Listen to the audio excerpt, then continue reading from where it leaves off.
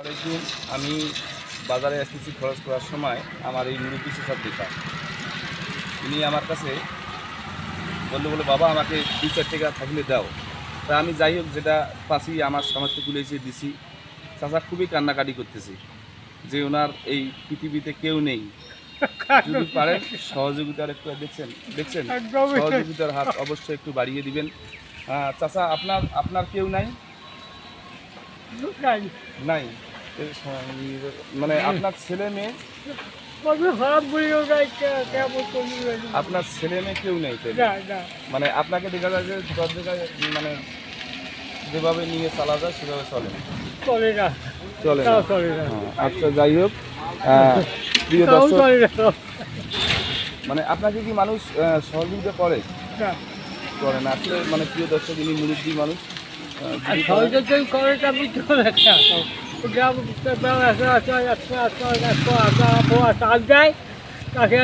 খাবার ঢাকায় গাড়ি যায় ঢাকায় 1 টাকা 2 টাকা দেয়, তাকে খরচ করে চলে যায় বাড়ি।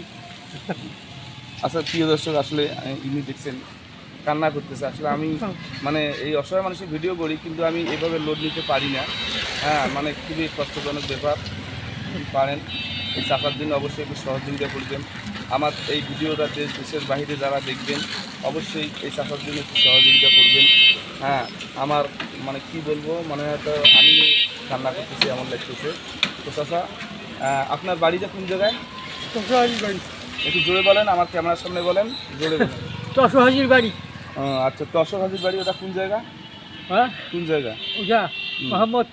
মোহাম্মদপুর। আচ্ছা যাই হোক, মোহাম্মদপুর। আমি পাটগ্রাম পৌরসভায় চাকরি করি। আপনার ফোন নাম্বারটা আমাকে দিবেন?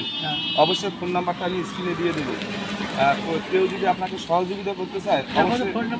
হ্যাঁ দেখেন ফোন নাম্বারটা আছে কিনা দেখেন। এটা আপনার ফোন। আচ্ছা প্রিয় দর্শক, আমি এই মুরব্বী চাচার ফোন নাম্বারটা নিচ্ছি। আপনারা একটু অবশ্যই সহযোগিতার হাত চাচার দিকে বাড়িয়ে দিবেন। এই ফোনটাই হচ্ছে ওনার নাম্বারটা আমি নিচ্ছি, স্ক্রিনে দিয়ে দেবো। আমি অনেক মানুষ দেখেন আপনি, এই যে আমার পিতার বয়সে বা দাদার বয়সে যেটাই হোক, এনার চোখের পানিগুলো যদি আপনারা দেখতেন তো বুঝতেন। যাই হোক, যদি পারেন তো একটু সহযোগিতার হাত বাড়িয়ে দেবেন।